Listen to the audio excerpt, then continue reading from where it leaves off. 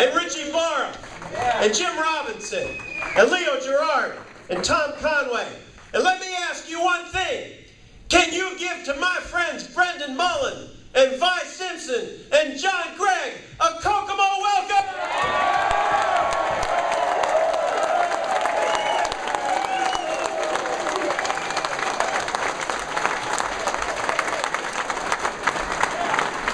It was a few years ago, and my friend Greg Goodnight, as mayor, I'm sure he remembers this, and he alluded to it. I remember sitting in his office, he and I, and we looked at each other. And it's just what you're saying, Bob and Leo. We looked and we said, what are we going to do if we can't get through this? What are we going to do for Kokomo? And we looked and we said, we have no choice. We have to keep our head down and keep plowing. And it was in this very room that you all gathered. Remember that Friday morning? You all gathered to hear whether or not Chrysler was going to be able to make it.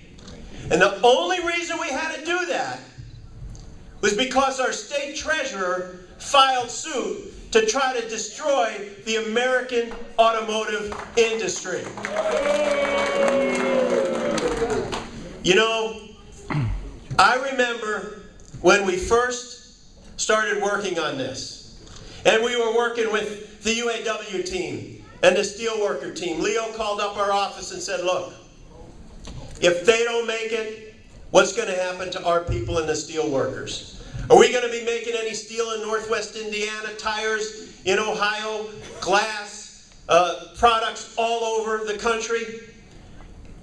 And I said to myself, how are we ever going to create wealth if we don't build something in America? It never made sense to me. And I was in from day one. And I was in because of this. I knew your families.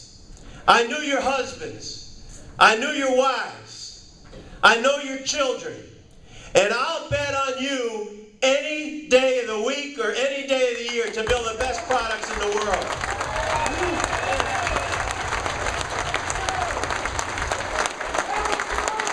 And I remember thinking, we were just about there. And they came in my office. And they said, there's been a suit filed to try to force the liquidation of Chrysler. And I said, they said, it's the state treasurer. I said, what state treasurer could be stupid enough to file suit against Chrysler? And then I found out it was our state treasurer who was stupid enough. And when I found out what they did, I called down there. I wrote him letters. He never sent me a letter back.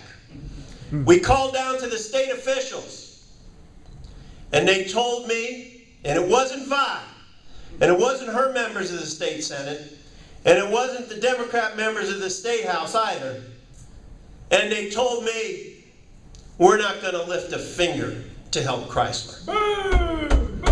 Thank you, John. And let me tell you. One Baptist here tonight. In putting this together, as these guys know, it wasn't even certain whether Chrysler was going to be included as part of it. It was, remember, 50-50. And there were a lot of folks, even working in different parts of the White House, who said, you know, we don't need to have Chrysler come along on this deal. And I was there proudly begging on my knees, saying, you don't know these people.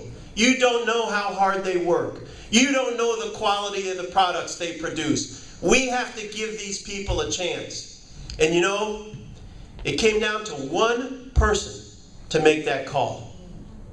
And he was told by half his staff to not stand up for Chrysler. And the President of the United States bet on you every single day of the week.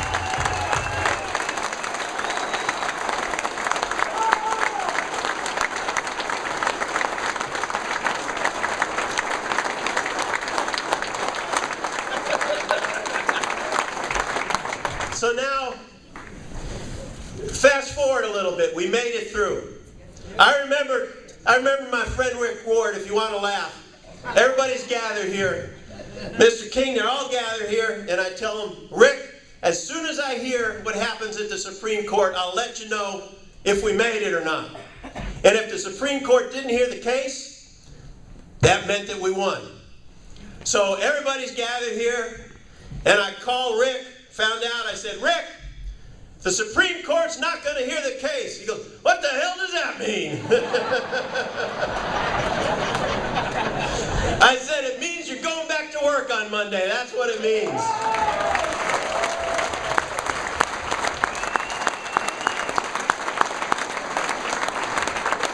I want to tell you about this fella back here, Brendan Mullen. He's running against the same person I ran against in 2010, who said at the debate against me, I haven't seen the work that was done with the auto companies or the other programs create one single job. And I told her, well, get in your foreign car and drive to Kokomo if you want to see where the jobs are.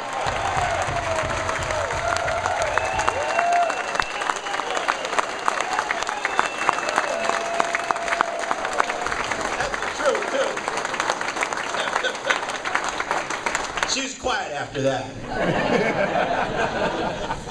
I asked for your help in this Senate race. The fella I'm running against is the very person who tried to destroy the automobile industry in the United States of America. It takes your breath away.